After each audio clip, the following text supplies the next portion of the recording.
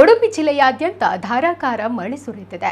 ಉಡುಪಿ ನಗರ ಮಣಿಪಾಲದಲ್ಲಿ ವ್ಯಾಪಕ ಮಳೆಯಾಗುತ್ತಿದ್ದು ತಗ್ಗು ಪ್ರದೇಶ ಗದ್ದೆ ಸಾಲುಗಳಿಗೆ ಭಾರೀ ಪ್ರಮಾಣದ ನೀರು ನುಗ್ಗಿದೆ. ಜನವಸತಿ ಪ್ರದೇಶಗಳತ್ತ ನುಗ್ಗಿದ ಮಳೆ ನೀರಿನಿಂದ ಜನ ಆತಂಕಗೊಂಡಿದ್ದಾರೆ. ಸಗ್ರಿ, ಗುಂಡಿಬೈಲು, ಚಕ್ರತೀರ್ಥ ಪ್ರದೇಶದಲ್ಲಿ ಕೃತಕ ನೆರೆಭೀತಿ ಎದುರಾಗಿದೆ. ಇನ್ನು ಉಡುಪಿ ಜಿಲ್ಲಾ ಅಗ್ನಿಶಾಮಕ ಮತ್ತು ತುರ್ತು ಸೇವೆಗಳ ಅಧಿಕಾರಿ ಮತ್ತು ಸಿಬ್ಬಂದಿಗಳು ರಕ್ಷಣಾ ಕಾರ್ಯದಲ್ಲಿ ತೊಡಗಿದ್ದಾರೆ. ಉಡುಪಿಯ ಕೃಷ್ಣಮಠದ ಪಾರ್ಕಿಂಗ್, ಕಲ್ಸಂಕ ಪ್ರದೇಶಗಳಲ್ಲಿ ಮನೆ ಒಳಗೆ ಸಿಕ್ಕಿ ಹಾಕಿಕೊಂಡ ಜನರನ್ನು ರಕ್ಷಿಸಲಾಗಿದೆ.